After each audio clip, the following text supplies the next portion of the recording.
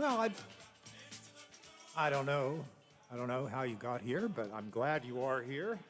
This is Butch Maxwell and a complete waste of airtime here on the Watchdog Network for Wednesday, July 20th. And it's a really hot day. One of the things I do want to talk about today. But first of all, how you doing, Lola? I am doing well. Sometimes we don't talk before we go on the air, but we did this time. We were talking And you got a really good laugh out of that one. I did indeed, yeah. Yeah, it was a cat story. So, Yeah. yeah. He's still kind of spaced out. Oh, really? Yeah, he'll walk around, and jump Yeah. and stuff, and then all of a sudden he just kind of goes blank. Oh, yeah. So we're keeping him in because I don't want him to go blank outside. Really? Yeah. You know, I'm glad you rescued his head from the bowl. What a thing to do! You try to get your cat is ill, so you take it to the vet. It's on, and then now it's on dope, and it falls asleep with its head in a bowl, and so it drowns. Well, he couldn't eat for several days. Yeah. Well, that's So now that the pain is gone, yeah. he has got those big cans of cat food, not the little like 9 Lives cans. Yeah. He's gone through one of those already. Every time you walk in the kitchen, Yeah, once more. yeah, it's like, oh, great. Now he's going to eat us out of house and home, but God bless him. Well, yeah. He is the only one that was all my other animals have been rescued. Just usually they show up on my porch. He is the only one that has been born in the house. Oh, okay. And so, it's kind of... So you had his mom then before? Yeah, I still have his mom. Oh, okay. Yeah. They don't like each other, but, but yeah, I still have Lucy Lou. But I was there the day he was birthed, so it's like... Yeah.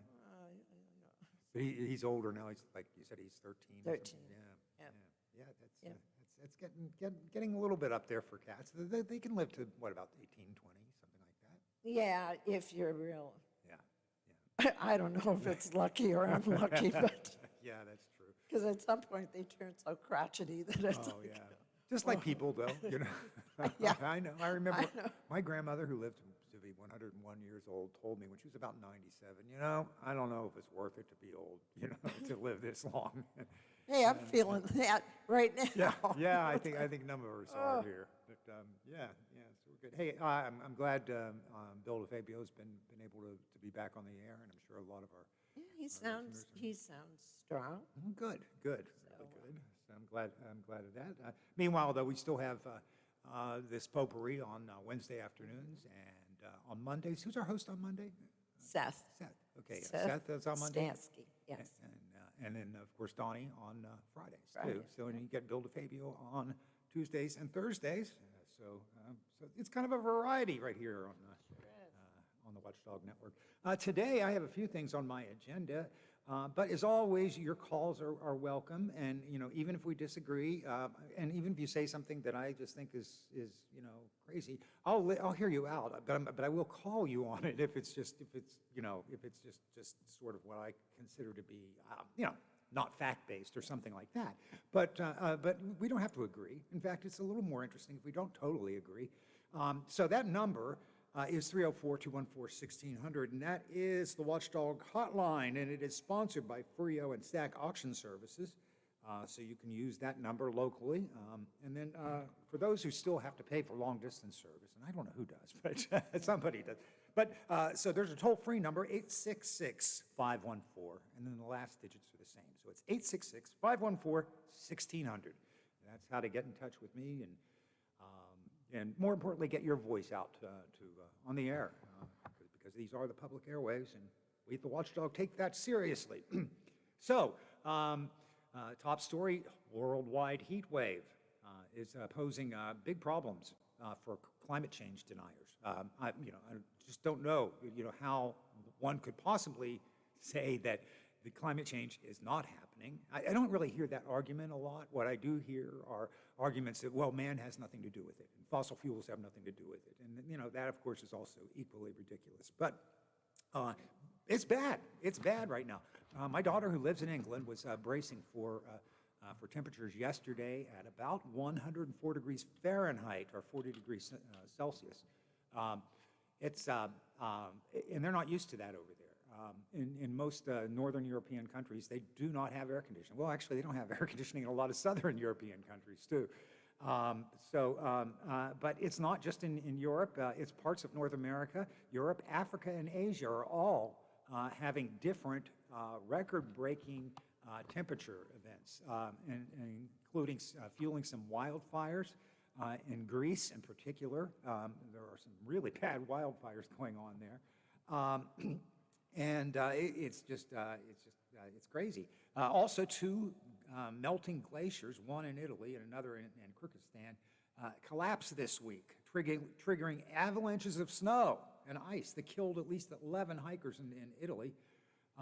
So it's just bad. Now, the thing is, these different areas of the globe that are experiencing extreme heat, they aren't necessarily related to one another, other than climate change is the underlying cause. But our heat wave in the West, and it's moving east, doesn't have anything to do with the heat wave going on through northern Europe, for example, according to meteorologists, anyway, and climatologists. Also, they say that the jet stream has something to do with this too, because it seems to be splitting off and holding more hot air over Europe than it did before. And you know, if you know anything about Europe, you know there are a lot of people full of hot air over there. But it's Nice. Yeah, I know. We got to joke a little bit because it's really serious, and so you know, let's joke a little just to try to take the edge off. But it is it's dramatic, and I know, you know, the people in England. I know more about that because I was talking to my daughter and how they're preparing for that. But a lot of people were not going to go to work this week because a lot of people commute, just like they do in the States, only people in the States drive a lot more. There, they don't, well, first of all, they don't have air-conditioned cars. They're mostly standard transmission, non-air-conditioned cars. And also, you know, commuting like on the tube would be just horrible. It's like 140 in the tube. Yeah. And I heard today, too, that their houses are specifically built to retain heat. Yes, yeah. Because, you know, They're a colder usually climate. cold there. Yeah. And so, yeah, all these houses are just, Yeah. I saw a picture this morning. Well, it was, you know, a talking head. Mm-hmm. And he's standing at what I thought was a beach. There was like beachy chairs, Yeah. you know, and it was like all this yellowish color. Yeah. And I thought, well, it's odd. It's so hot there. How come it's a beach and there's not people? Right, yeah. No, it was a park in London, and that was grass that was just completely dead. Oh. Completely dead. It looked like sand. Wow. That, you know, that color. Yeah, yeah, and people aren't out in it because it's ridiculously hot, and, you know, they're definitely not used to. They're pale English people, so they're not able to Well, there's take much of it. movie theaters that are now offering redheads free admission because, you know, if you've got red hair, you're going to burn easily and that Yeah. kind of thing. So, yeah, if you have red hair, you get into the movie theaters for free. That's a great promotion, and I'm sure there are a lot of gingers over there that are taking advantage of it. But yeah, it's incredible. I know I like warmer weather, but this kind of heat can be just unbearable. Right now, in fact, it's the humidity here is making it feel like, I think it's, I just checked it before I came in, yeah, it's right now, it's 88 degrees right outside of the studios here, but with the humidity, it feels like 95, so it can be pretty oppressive. Well, you know what I found out too? When they give you the temperature, that temperature outside is taken in the shade. Yeah, So you add another 10 degrees Yeah. when you're in the sun. that's true, yeah. So Yeah, and, yeah. I didn't know that.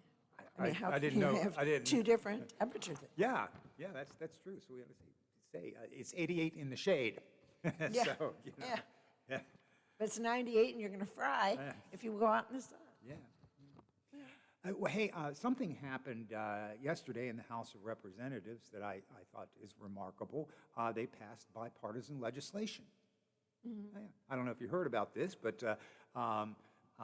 there was a bill that passed that would enshrine protections for same-sex marriage into federal law. And interracial. And interracial marriage. I mean, it's right. Yeah. marriage equality bill. Right. The bipartisan vote was 267 to 157, and with a remarkable 47 Republicans joining in with mostly Democrats to vote for that bill. And of course, what happens next is it goes over to the Senate, where it'll probably die. Now, I don't know. Of course, in the Senate, at least right now, the Democrats have a narrow majority, and Chuck Schumer then does control the agenda as to what they're going to consider. So he can always have them consider the bill, but they're going to need 10 Republicans to get on board with that over in the Senate. And proportionately, I'm not sure exactly how that works. 47 Republicans. I think there are, roughly 200 and some Republicans in the House. So 47 of that. What would that equate to? About 10 out of 50 Republicans? It might be close. Who knows? We'll see when that comes up. But that's a good thing, and that's one of several bills that Nancy Pelosi has said that she's going to try to get through the House in order to just make sure that the Supreme Court can't continue to erode individual rights, as they have done with this recent Supreme Court ruling. So there, I said Nancy Pelosi's name. I expected the phone lines to light up with vitriol and hate, but no, not so far, so that's good. We do have a phone call. Oh, do we? Oh, all right. Yes, but Yeah. it is not vitriolic or hateful. Okay, who is this? It's Tom. It's Tom, my least vitriolic and least hateful caller. How are you, Tom? Oh, okay. Better than the rest of the world, I guess. Yeah. I Okay. have two or three big maple trees. Those in my air conditioning units, and luckily it does cool down at night. And I just open up the downstairs window. I put a fan upstairs and draw air through the house. And Yeah. I have an air conditioner on standby, but I only use it about 1 week out of the year. Thank God. Oh, that's good. That's good. That's the way. I mean, when I was a kid growing up in Edgewood, and here in Wheeling, we'd have air conditioning. That my dad put big window fans in and drew the air like up the staircase, to try to cool the upstairs and all that. You just have to time it right. Yeah. So and somehow we made it. We made it, although we weren't dealing with global climate change back then either. Right. Well, wait till the ocean currents. There's a convection. The cool air or cool water goes down south and it comes circulates. Wait till that stops one of these days. Yeah. And we're going to see mayhem. Oh, But I shovel snow in the wintertime sometimes, and there was these frackers. They're renting these houses or apartments off of Goodman's, and they would leave their diesel trucks run for like 16 hours, and there was actually a big sludge pot underneath their exhaust pipe dripping on the 2-year-old sidewalks. And I was telling my friend about this, and he goes, "Yeah, but it's all this," and he's like, "Global warming, blah blah blah. You couldn't live without gasoline." I says, "Yeah." I says, "Randy, if that was your vehicle, he drives a semi, and they have, and in fact, Goodman's actually put extension cords out there so they can hook up these heaters, and they don't have to leave the thing for 16 hours. I says, if that was your vehicle, you would not do that. You put a heater on your truck and you plug it in. Yeah. For a quarter worth of electricity, you're not burning up 2 weeks worth of fuel just sitting there all night. But I mean, and he's like defending these guys. I was like, They go to great lengths to defend, crazy behavior. Well, no, but if it was your fuel, you would not do that. No. But they're just like, oh, heck, I don't know, the fuel up. We're fracking, we're saving it. But I'm not so sure this fracking and stuff isn't, 10 or 20% of what's going on, because they're flaring off all. I mean, and they have to flare that gas off because they could plug it and sell the gas, but they got bigger fish to fry and more wells to fry. But I don't know. Yeah, it's crazy. It's absolutely crazy. But And- it's coming to a crescendo here, you know what I mean? The only thing worse is when Lake Mead dries up. And then what are we going to do? Yeah. Send bottled water to California to flush your toilets or grow the crops? I mean, seriously, they're talking about making a thing from the Mississippi over to. Oh yeah, that was Well, that's been crazy. That's been talked about since Lewis and Clark, you know. But you remember Lyndon LaRouche? yeah, sure. Oh yeah, yeah. A long time ago, this was like 1977 or something. I'm sitting there on the old black and white TV in my mom's kitchen watching him at 11 o'clock at night. He had like a half an hour of programming, right? And it had to cost him a fortune. Oh yeah. So he bought. And that's what bought he it. was. Well, but he was talking about doing that, making these big, huge pipelines to come to California and stuff. You know, I mean, and I was telling my sister and brother-in-law, they're talking about global warming and everything, and they moved from Columbus to Las Vegas when they retired from the phone company at 53, which is a pretty sweet deal. If Yeah, you're it 53 is. years old, so they're going, oh, it's global warming. I says, well, what the hell did you move to the desert? Yeah, that's it exactly. Was it Sam? Don't you remember Sam Kinison? Yeah, we have Yeah. deserts too. We just don't live there. Yeah. Move, move! He'd scream. Yeah. Remember? Yeah. He did wild. He did wild thing. That was a pretty good video. Yeah, I enjoyed Sam Kinison a lot. Died way too early. Yeah, oddly enough, Las Vegas is, even though it's in the desert and it has to get its water supply from far away, they do a remarkable job at ecology there. And I wouldn't have considered that, but they recycle their water. Yep. Oh, really? Yeah, and they're sort of a model of good good municipal practices. You know. Well, Well, if you couldn't flush your toilet anymore, but they kept the big fountains going in front of the casinos, I think a few people would revolt. They probably would. Yeah. They should at least be able to water their yards or whatever with whatever you do flush or you wash your clothes with. At least, you know. I mean, don't just. Yeah. I don't know. I mean, it would probably cost more to do that, but I mean, it's getting pretty grisly out there. But I was looking for some stuff. I have all my filing cabinet is like on a refrigerator magnet in this big envelope, and I was looking for this dang number I needed, and I found this song. I listened to like Ohio University 89.1, and then they just play all kind. I'm a radio head, if you hadn't realized that by now, but. I found this song that I wrote down because I'm constantly writing stuff down. And it was Dash Rip Rock. Everybody knows this is nowhere. Remember that Neil Young's version of that stuff? You know? Yeah. And I said, well, I'm going to listen to it. And I just did right before I called you. I think that's why I'm so pumped. So if you ever get a chance, listen to that and the Jayhawks. I have been friends with the guys in Dash Rip Rock. And, oh, yeah.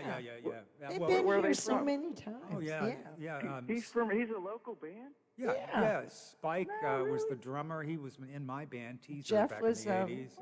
bass player. Wasn't Jeff bass player? Jeff was a guitar player. But, Yeah. he might have played bass. No, Frank Gilbert, Donnie's brother, Frank, played bass. Yeah. They're a local band. They're a local Yeah, band. they played them on Ohio University. From 7 o'clock till like in the middle of the night, they play some pretty good music, crossing boundaries and stuff. But if you get a chance, man, I'd really like to have one of their CDs or something. You know what I mean? Is there a possibility that it was another band named Dash Rip Rock? But there was a local band named Dash Rip Rock, and the album I remember was called I Can Say No More. Did they like Neil Young? Or nothing? Yes. The guitar, that's probably guitar him, player man. loved Neil Young, played all kinds of Neil Young covers. So That's gotta be it. Yeah, it's got to be them. Yeah. All right. Yeah, Hey, well, thanks a when lot, I man. talk to Donnie, I'll ask him and see if there's a CD out there for our good buddy Tom. I can't believe it. It is a small world. Yeah, well, it's a small valley anyway. Hey, thanks so much for your stay- call, stay Tom. cool. All right. Later. You too. Okay, well, we've successfully wasted a half an hour of your time, but we're going to take a break. But when we come back, I want to tell you a story about, yes, a good guy with a gun. You know, that old adage about what a lot of people who want to who are advocating for more guns rather than fewer guns in society. Say, it takes a good guy with a gun to stop a bad guy. That's sort of one of the NRA's things. Well, it did happen, and so in the spirit of full disclosure, I want to cover that story because it's not just about my progressive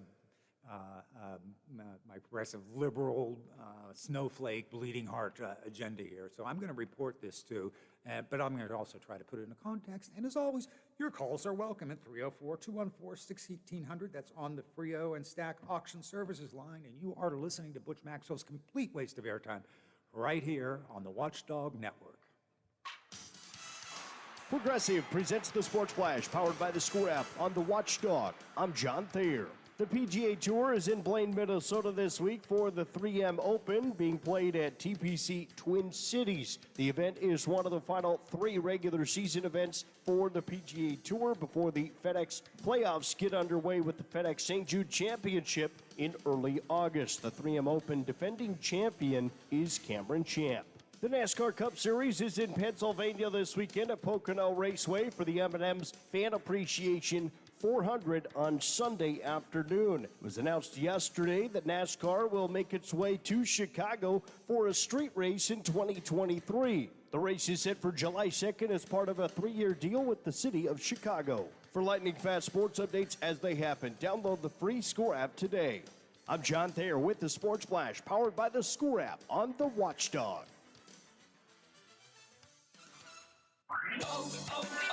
O'Reilly. Trust the professional parts people at O'Reilly Auto Parts to recommend the best products for your car. Like 5 quarts of Mobil 1 full synthetic motor oil, just $32.95. Extend the life of your vehicle, improve performance, and protect your engine against sludge and wear with Mobil 1 full synthetic. On sale now at O'Reilly Auto Parts and O'ReillyAuto.com. O'Reilly Auto Parts. Finding great candidates to hire can be like, well, trying to find a needle in a haystack, but not with ZipRecruiter. Its powerful technology actively finds and invites qualified candidates to apply to your job. So while other companies might deliver a lot of hay, ZipRecruiter finds you the needle in the haystack. See why 4 out of 5 employers who post a job on ZipRecruiter get a quality candidate within the first day. Try ZipRecruiter for free at ZipRecruiter.com/free. That's ZipRecruiter.com/free. Addiction and mental illness are complex diseases. How knowing family history, understanding personal risk, and using empathy, not judgment, can help end the stigmas that plague these diseases. Stay tuned to 3 News at 6 as we look at the ways to come together so we can beat the stigma. The ONN Daily Podcast. Get a recap of all the day's news from across the state. The ONN Daily Podcast. Listen at ONNradio.com or wherever you download your favorite podcasts from the Ohio News Network.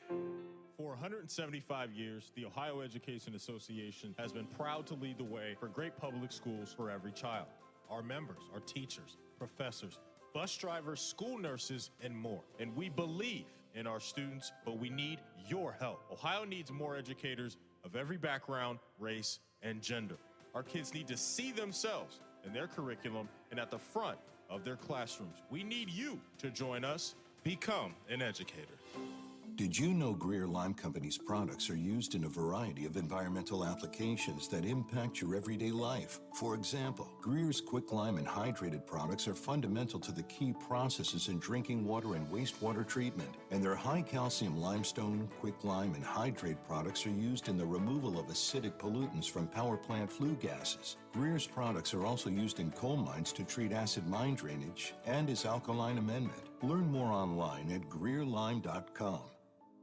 Cybersecurity attacks can cripple and even force a small business to close. Does your organization have a focused approach to being cyber resilient? If you can't answer yes, you should contact Omni Strategic Technologies to help you identify the steps to protect your data and reputation from the very real cyber threats that exist today. Schedule your free consultation by calling Omni at 304-242-7600 or online at omniperforms.com. Omni Strategic Technologies, the only cybersecurity firm that the Watchdog trusts. Highland Sports Complex is the coolest destination for sports and entertainment the Ohio Valley has ever seen.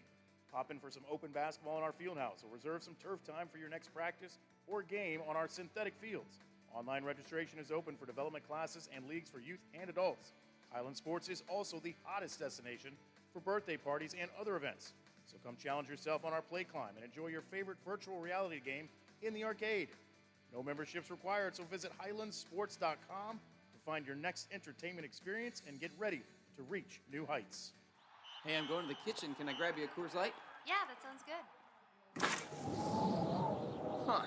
I never knew there was a zip line in my fridge. Hey! Hey, buddy! Yeah! You got 2 Coors Lights up there? You got it! Always brewed down to 34 degrees. With a taste as cold as the Rockies, only Coors Light gives you refreshment every time. Here you go. 2 Coors Lights. Awesome, man. Wow, these are really cold. That's the only way I deliver it. Sure. I mean, you being a mountain climber and all, Yep. you probably need a pretty warm coat in there, huh? Yep. Hey, Ben! Yeah! Ask him if he has any nachos. You got any nachos in there? No. Just icy cold Coors Light? Yep. That makes sense. It is the Rockies. Coors Light, the world's most refreshing beer. Coors Brewing Company, Golden, Colorado. With great beer comes great responsibility. The biggest rivalry of all in the Ohio Valley, the one that everyone can get behind, is back. The All-Stars from Ohio take on the All-Stars from West Virginia in the 76th annual Rudy Mumley OVAC All-Star Football Charity Classic, presented by Huntington Bank on Saturday night, July 23rd at Wheeling Island Stadium. Be a part of the experience. Get your tickets on hometownticketing.com. Student tickets are just $1 this year.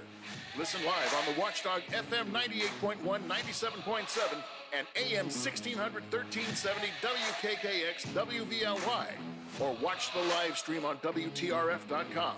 The OVAC would like to thank its official corporate partners for their support: Huntington Bank, Belmont College, WVU Medicine Wheeling Hospital, West Liberty University, Bordis and Bordis, West Virginia Northern Community College, ProMedica Medical Management, and the Anheuser-Busch distributors of the Upper Ohio Valley, that reminds parents to discuss underage drinking by using the Family Talk About Drinking app.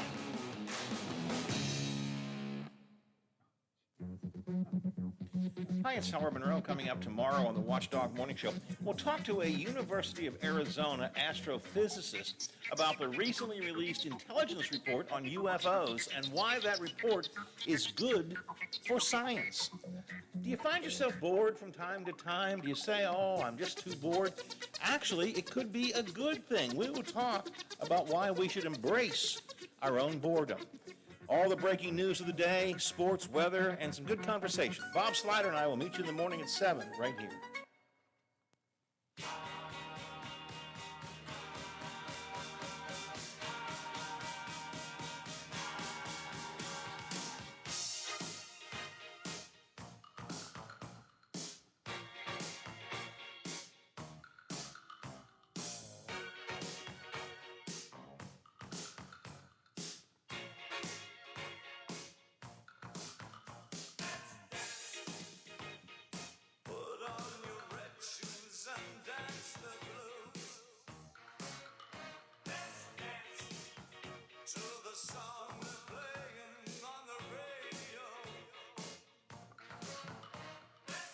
And if you're dancing, then you must be in air conditioning, because right now it's about 88 degrees outside, feels like about 95, and that's 88 in the shade, as I've come to learn. Yeah, so.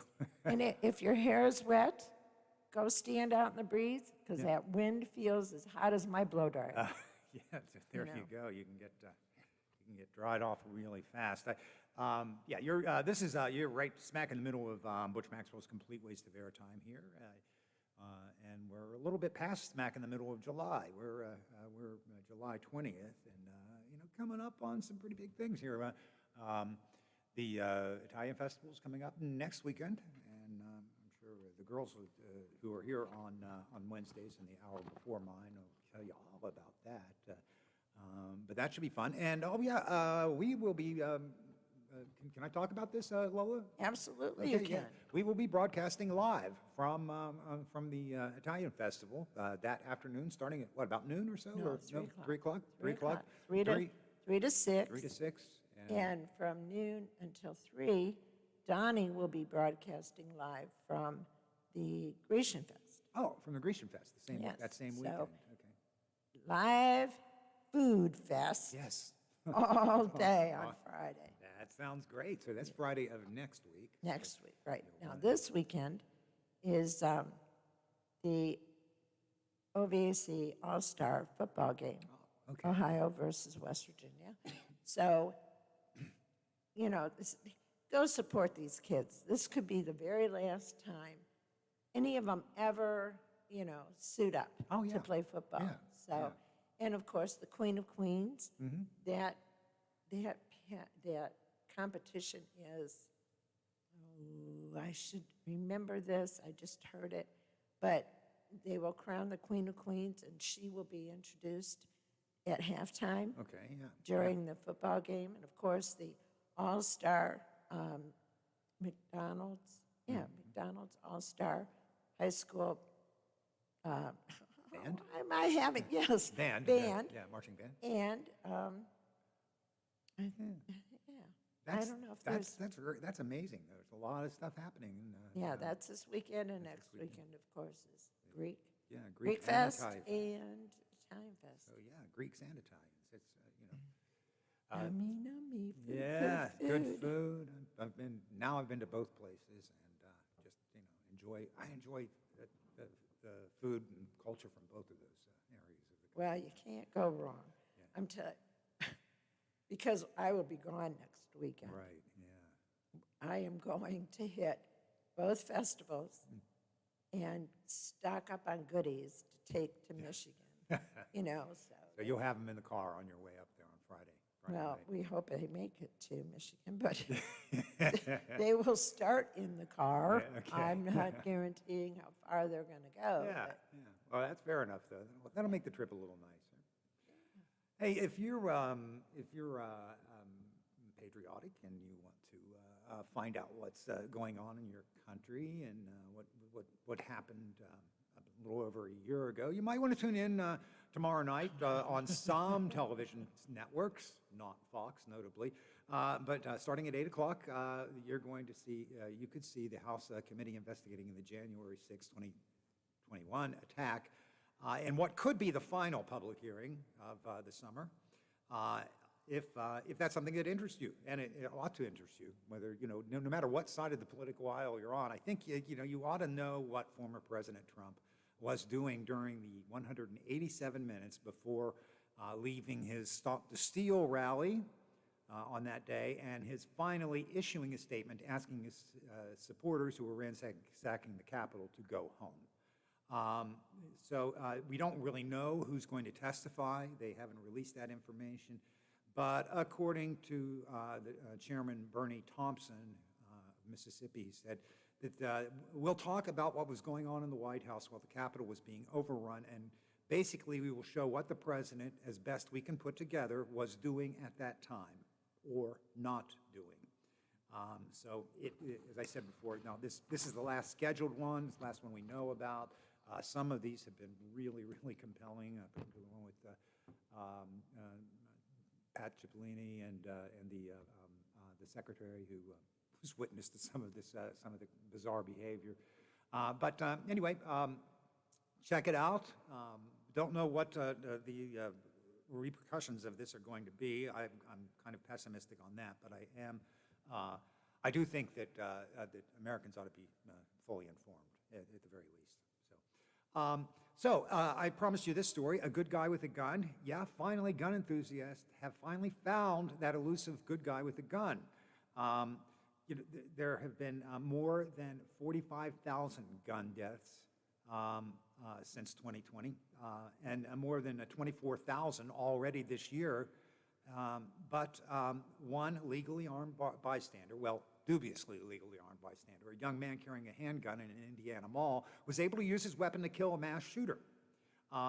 Conservatives are applauding this as a victory for their grand theory of public safety, a nation so awash in weapons, where the adage is a good guy with a gun will be around to take out a bad guy with a gun, or as the NRA puts it, the only way to stop a bad guy with a gun is a good guy with a gun. But on closer inspection, of course, this math really does not work.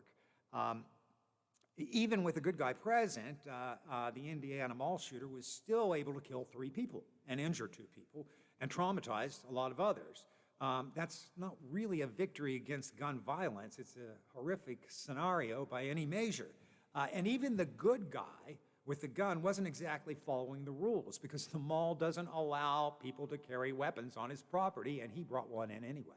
So it really wasn't quite legal. He may have had, I'm not sure whether he had a carry gun or if it was really required. But we've also got to keep in mind, too, that just a few weeks ago in Uvalde, Texas, if you think a good guy with a gun could stop a bad guy with a gun, then how did nearly 400 trained good guys with guns gathered outside do nothing for an hour and a half? These were trained law enforcement officers, in fact, armed to the teeth and paid by the taxpayers to be our good guys with guns, and they failed at taking out a mass shooter. The fact is, it's erroneous to think that more guns, by escalating the level of firepower, that we're necessarily going to be able to stop this epidemic. It's really great that this guy was able to take out a would-be mass shooter in Indiana. And yeah, it could have been a whole lot worse. The shooter was using an AR-15 style rifle, and he had other weapons at the ready. And he had more than 100 rounds of ammunition with him. And he purchased his fatal weapon legally. And that's the problem we should be focusing on. Not the lack of armed people, not the lack of armed people to take out the bad guys, but rather why we make it so easy for people to pick up weapons of war in this country. 3 dead people was not a win just because it could have been a lot worse. 3 people joining tens of thousands already killed this year by guns should be a mark of shame, not a rallying cry for more guns. The statistics show that very clearly, and I don't have to quote anything, but if the good guys with guns were the solution to gun violence, then America would be the safest country on earth. After all, we have more guns than we do people in the United States, and yet more Americans have been killed by guns since 1968 than have been killed in all of America's wars combined. More people have been killed, more civilians, more. So the problem isn't a lack of good guys. The problem is guns. Period. The shooter in this latest thing was a guy named Douglas Shapperman. He fired 24 rounds from an AR-15. And the guy who took him out was a Glock handgun that he was legally carrying, although it was against the rules at the mall. We're grateful that he had it. And there's no doubt about it, this guy was a hero. And it's not to diminish that at all. And he's not really, he's not taking interviews right now. He's just being very private about it, which again, I think is very respectable. There were at least 434 active shooter attacks in the United States between 2000 and 2021, according to data from the Advanced Law Enforcement Rapid Response Training at Texas State University. So the way they define active shooters is those in which one or more shooters killed or attempted to kill multiple people, unrelated people in a populated place. Of those 434 active shooter cases, an armed bystander shot the attacker in 22 out of 434 incidents. 22. And in 10 of those 22, the good guy was a security guard or an off-duty police officer. So, effectively, we could say that, that this happened, 12 times out of 434 times where you had a good guy with a gun. What happens more often is collateral damage, that some of these shooters are not trained. They end up killing or injuring other people. An armed bystander who was shot and killed an attacker in the 2021 Arvada, Colorado incident, for example, was himself shot and killed by the police, who mistook him for the gunman when they turned up. So it's a flawed argument, but I would like to hear from anybody who wants to defend that argument, or who just wants to chime in and give us some more nuanced perspective. That's fine. But I've never publicly advocated for all guns to be all gun rights to be taken away from American citizens. But I do think that there is some common sense legislation that we could do to prevent some of these massive shootings, particularly in automatic weapons. There is no reason, no hunter uses an automatic weapon. That's just crazy. All right. Another thing that's come up just recently too was, and it's sort of back to this this January 6th thing, was the Secret Service and their text messages. Have you seen this, Lola? Paid any attention to this little story going on? Yes, Yeah. I have. It's just sort of catch the listeners up, just in case they haven't paid much attention. But the DHS Inspector General has requested a month's worth of records for 24 different Secret Service agents who were on duty during and around the January 6, 2021 incident, the insurrection. The interest here is, of course, in what the president was asking the Secret Service to do, and what the Secret Service, how they were communicating. And there were tons and tons of messages, and they were all deleted. Now, the Secret Service says that this was a routine thing, and it is true.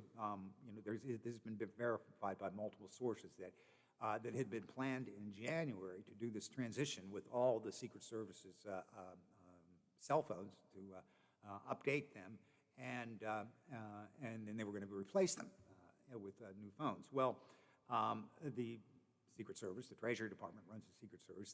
Their policy is that each of the agents were responsible for clearing their own cell phones, and so all of that information, they say, is gone and is unretrievable. So, you know what? That's baloney. Of course it is. Look at the stuff that pops up from, well, whenever text started, say 10 years, 12 years ago. Yeah. That is used as ammunition against people now. Well, 10 years ago, you made this one remark on, Yeah, right. Baloney. All that stuff is stored in a cloud, which means it's stored on multiple redundant computers. There's no actual cloud, but that's what they call it. I don't know. I'm beginning to think there really is one up there, but yeah. So it is retrievable, and it's the U.S. government. It never goes away. Yeah. What do we tell our kids? Yeah. Don't do anything on your phone that you don't care if people see years from now. Yeah. Because nothing is ever truly gone. That's it exactly. Otherwise, we would never catch all these cartel guys. Yeah, it's true. I mean, what did they tell, in our age, when we were growing up, I think it was something like, don't say anything that you wouldn't want to be on the evening news or something like that, That you wouldn't want your grandma to hear. Yeah. So, now though, your grandma is on Instagram. So, so you better I have that too. Actually, I don't. I do have an Instagram account, but I don't check it very much, because I like to give my kids at least some safe space from their parents. So I don't do Snapchat either. But yeah, that's pretty incredible. So yeah, what's going to come of this? I don't know. don't know, Nothing. The Secret Service provided more than 10,000 pages of documents in an initial response to a congressional subpoena last week. But that didn't give them what they wanted. They wanted to understand how the different agents within the Secret Service who were assigned to the president, how they were communicating and what was going on. They just want to further corroborate things. And there's lots of people who have testified. Let's face it. They wanted to know whether Trump actually tried to choke that guy. Yeah, I think so. That's the bottom line.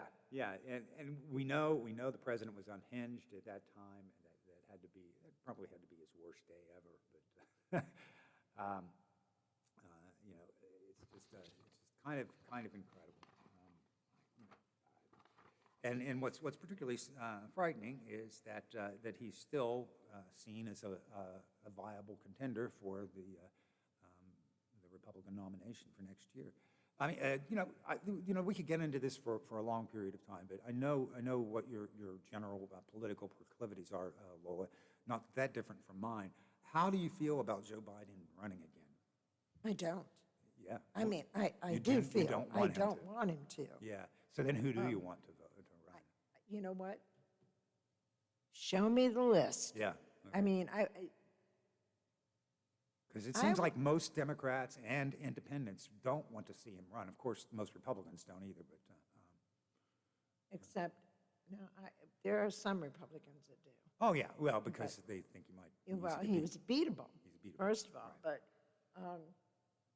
I was, and I've said this on the air, I was not a Joe Biden fan. Right. It was an ABT is the reason I voted for him. And I think that's why a lot of people did. Yeah. Do I want Kamala Harris to run? Absolutely not. But there are some other people that, I think could do a good job. And you need somebody, I don't know why everybody thinks that Joe was this big bridge builder. At this point in time, that's not what you needed. Somebody with a backbone, not somebody that was going to bend over. Yeah. And he just hasn't done it. He's let the whole progressive wing of the party kind of dominate everything. Well, he hasn't really produced anything for the progressive wing of the No, but he's allowing them to block. He's also allowed the conservative wing of the party to block too. He's allowed by that same criteria. And he's letting everybody. He's just going. He's just not been very effective. No. He's been, to my way of thinking, a lot less scary than the last president we had. True. It's a lot less damaging, et cetera. But as far as moving us forward, it's been disappointing too. And I don't know. I have no idea who would be a viable candidate. I know there are lots of people I like, probably much more progressive for your taste, but I don't know that they could win. So so that's a real dilemma. But what happens when a sitting president is challenged from within his own party? Most of the time, especially with the Democrats, they lose. They lose. I know. I mean, Kennedy, Ted Kennedy against Carter in 1980. You hear that. But Obama, nobody ran against him. And then Clinton, no one ran against him either. So, the Democrats not nominating Biden could put them in real peril, too. So, I don't know. Well, there's lots of time to talk about this in another hour next week, and that's when I'll be back. I hope everybody has a really good week, and good. And I'll see you next week twice, once here on Wednesday, and then again on the afternoon of the Italian Festival, so it should be a great week. All right, have a good weekend, everybody.